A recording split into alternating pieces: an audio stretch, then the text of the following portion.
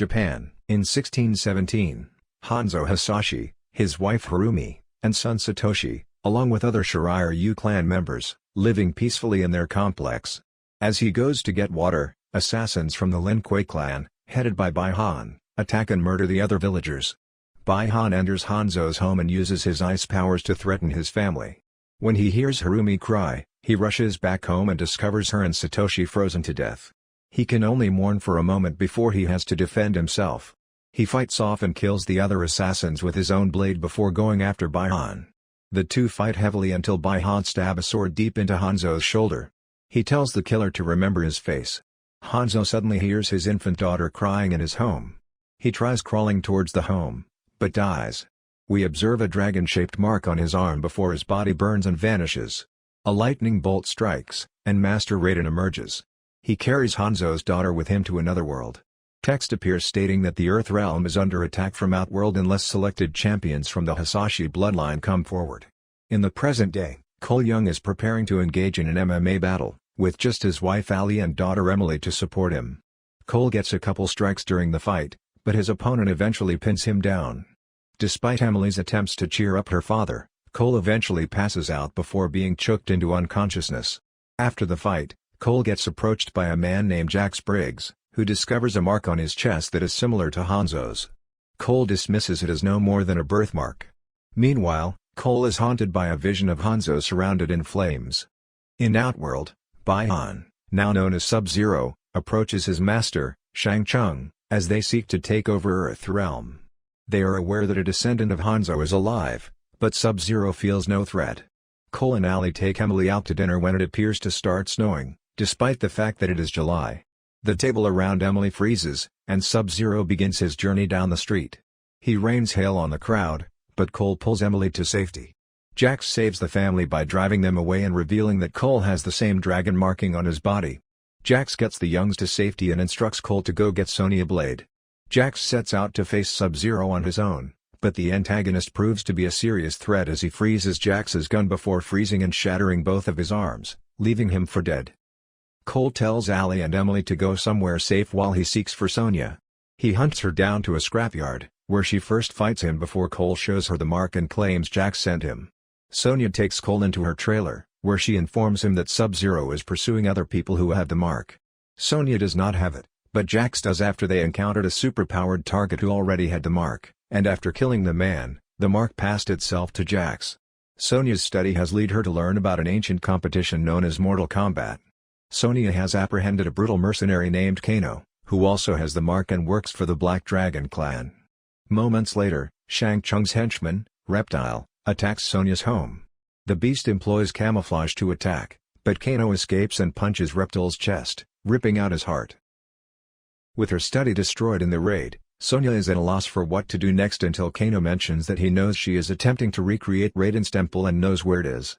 Sonya lies to Kano and offers him $3 million to help her and Cole find the place.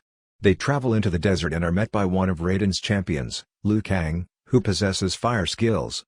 He argues that they must protect Earthrealm since they have lost 9 Mortal Kombat tournaments, and one more loss will allow Shang Tsung to seize it. Liu Kang shows that he has gathered the remaining champions, including Jax, who is still unconscious following his fight with Sub-Zero. Liu Kang promises Sonya that the other temple workers would do everything they can to help Jax heal. Liu Kang brings Cole, Sonya, and Kano to see Raiden, who is unimpressed with them. Before they begin training, Shang Tsung arrives at the temple with Sub-Zero and Mileena, his demonic henchwoman. As Sub-Zero attacks Liu Kang, he is saved by his cousin, Kung Lao. Shang Tsung prepares his own attack, but Raiden jumps in to remind him that it is not permitted to declare victory before the competition has begun. He then constructs a force field around the temple to keep the Outworld villains from continuing their assault, forcing them to flee. Liu begins training the champions by assisting them in unlocking their inner strength, or arcana, which explains why he has fire powers and Raiden has lightning powers. Sonya is unable to join the others because she is not one of the selected champions. She goes to Jax's side, where he is awake, and notices he has artificial arms. Although he tries to employ them, he feels useless and weaker because of them. Liu Kang and Kung Lao beat up Cole and Kano. Liu Kang seeks to assist Cole attain his arcana by understanding out what drives him. The fighters enjoy dinner, and Kano talks too much, and Liu Kang and Kung Lao mock him by saying he is impetuous and helpless, making him an unworthy fighter. Kano snaps, triggering his arcana and causing him to blast a laser beam from his right eye. Cole later speaks with Raiden about the dragon marking. Raiden explains to Cole that he is descended from Hanzo's bloodline, specifically from the infant Raiden rescued at the beginning. He also informs Cole that the vision he sees depicts Hanzo wandering through hell, waiting for the day he can exact his revenge on Sub-Zero. When Cole believes he is not a worthy champion, Raiden opens the gateway, sending him back to Earthrealm to be with Ali and Emily. Shang Tsung gathers more fighters for his next attack, including the demon Nitara, the monstrous Prince Goro, the brutish Reiko, and the mercenary Cabal, who holds a personal grudge against Kano because they used to work together with the Black Dragon clan, and Kano abandoned Cabal for dead, forcing him to wear his special new suit. Cabal believes that Kano would be an excellent ally for Shang Tsung's army. Cabal approaches Kano at the temple and persuades him to defect and join forces with Shang Tsung. He uses his laser to demolish the force field. Shang Tsung and his minions attack the temple, and Goro pursues Cole and his family. During the attack, Sonya battles Mileena, but the latter decides not to kill her because she is not a chosen one and believes her death would be pointless. Cabal fights Liu Kang and defeats him. Jax battles Reiko but is outmatched, and the brute knocks him and Sonya unconscious before attempting to crush them behind a boulder. Jax tries to move the boulder off Sonya, which helps him locate his arcana and causes his arms grow in size and strength.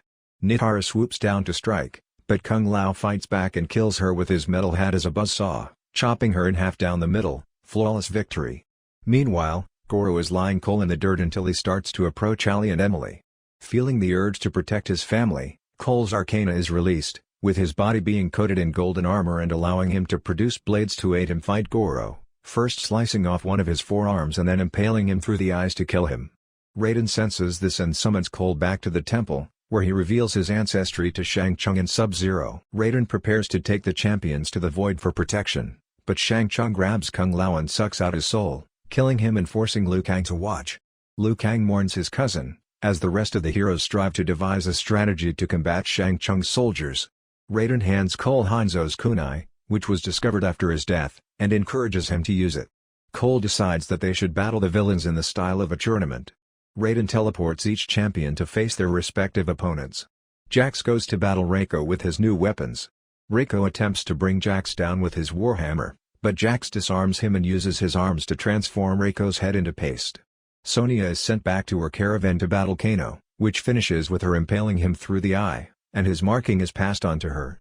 While Cole is fighting Mileena, Sonya arrives to assist and uses her newfound arcana abilities to shoot a plasma beam from her arms, blasting a hole through Mileena's stomach.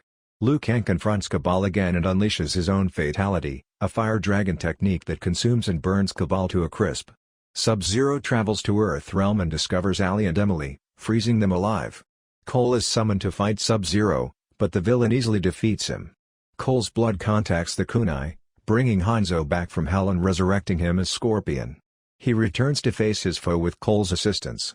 Scorpion uses his heat to restore Ali and Emily before trapping Sub-Zero and burning him to death with his own fire powers.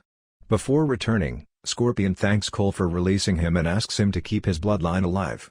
Shang Tsung reappears to recover the bodies of his fighters, implying that they may be resurrected, but Raiden banishes him to Outworld. Raiden then informs his champions that they have won, but they must assemble more fighters for Shang Tsung's next attack. Cole is in the gym where he regularly fights, telling the promoter that he is finally quitting and moving to Hollywood. When asked what is in Hollywood, Cole responds, "Not what. Who?" The camera then moves over to reveal Cole's intended target, famous fighter Johnny Cage.